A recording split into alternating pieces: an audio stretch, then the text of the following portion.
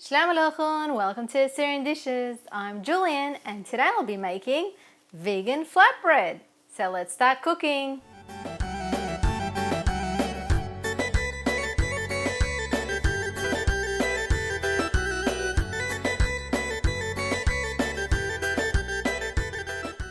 These are the ingredients for the eggplant flatbread.